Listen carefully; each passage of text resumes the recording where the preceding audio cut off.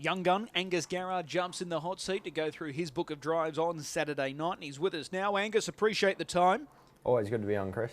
Gas Monkey, race 3, that's your first drive coming through on the weekend. You know this guy really well, and he comes back to Albion Park after a stint at Redcliffe, but he's regained form there and confidence would be high.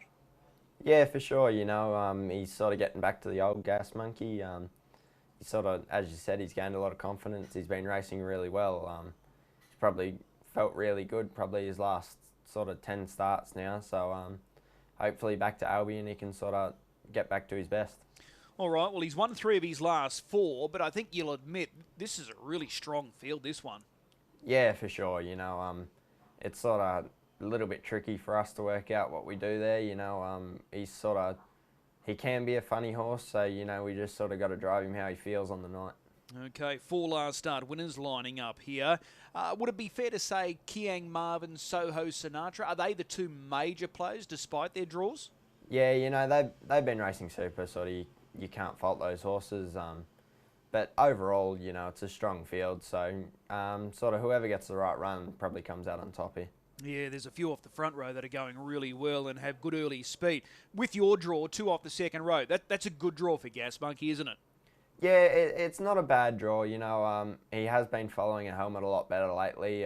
Couple little gear changes, and he sort of has been tracking a lot better. So, if we can follow through there and just see what happens, sort of pace-wise, that'll dictate what we do later in the race. All right, well, that's Gas Monkey there in race number 3.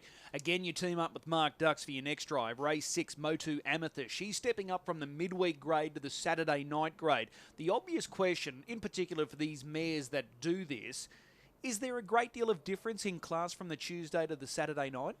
At the moment, I don't really think there is, Chris. The mare's qualities aren't sort of super strong at the moment, so I don't think there is a lot of difference, and I certainly think if she puts her best foot forward, she's right in it. Okay, drawn gate 5. Do you need to be aggressive early here with her? Yeah, we'll just see what happens, we'll just see how she comes out. We probably don't want to drag her back if we can avoid it, so we'll just let her come out however she wants to, and then we'll sum it up from there. The last start, 8th. Was it a pass mark, or were you left a little disappointed? I thought her run was okay. She just didn't really track the best. She was sort of on one rein from a fair way out, and that sort of cost her a bit of ground. But she sort of, up the straight, she still sort of held her own, probably even made a little bit of ground again. So, her tractability on Saturday night probably goes a long way to whether she goes close here or not. Okay, there's no standout, though, in this field, is there? No, that's right. As I said, if she puts her best foot forward, I think she's probably pretty close in this race. Okay. Race number 7, you've got one for your dad here, Letterkenny Boy. Thought he was a real eye-catcher last week, and we're about to take a look at the replay from his last start effort when 3rd. Naturally, you would have been a little disappointed when you learnt that you've got gate 7 this week. Yeah, this horse just cannot get a draw, Chris. I don't know what he's done wrong somewhere, but we just can't seem to draw well at all, and he is racing really good again. He's sort of raced back into form his last probably 4 or 5, and he's been feeling really good, and he's showing that in his runs. He's sort of starting to hit the line really strong again, and if we just sort of got a draw or, in the right sort of race, the right sort of track into it, he's certainly capable. Okay, well, that was an excellent effort there last week, 3rd behind Bitcoin. Similar tactics again, just float back at the start? Yeah, he's sort of pretty one-dimensional that way, Chris. We can't sort of do a lot early on him, so we'll just float back and sort of hopefully look for the right track into it or try and take some shortcuts somewhere. Is this field easier than what you met last week? It's probably hard to say. It probably depends what happens in that first sort of 200 or 300.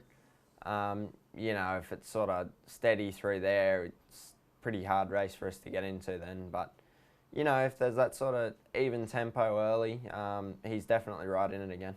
The small field's going to suit him? Yeah, 100%. All right, well, that's Letterkenny Boy in race number 7. Race number 8, Bella Bronski for trainer Richie Williams. This mare's been a runner-up at a pass 2. Can she crack it on Saturday night? I think so if we get the right run. She's another one that's sort of racing well, just hasn't had a lot of luck. when I drove her a few starts back, she was really strong to the line. She was sort of getting out a little bit up the straight, but you know, we zipped home pretty quick that night, and she found the line really well, I thought. Okay, like that other mare's quality we discussed earlier, there's no standout in this field either. Yeah, that's right. They're both pretty even. You know, it'll just sort of depend where she gets to early, how well we go here. You know, we'll just float out and hopefully look for a spot or see where we can get to without sort of doing too much. If she can find some nice cover without doing too much, I'm sure she can take it. Okay, well, that's Bella Bronski in race number 8, and that's your lot there on Saturday night. So which drive are you looking forward to most? I'm really looking forward to Letterkenny Boy. You know, he's sort of starting to race really well again. He just needs the right luck, but I think Motu Amethyst can go very close too if she does everything right. Okay, well, race 7, number 7, Letterkenny Boy. You teamed up with your dad last week, got the chockies with the stable star Sir Fahrenheit, and we'll mark race 6, number 5, Motu Amethyst each way. Angus, as always, appreciate the time. We'll see you trackside. No worries. Thanks, Chris.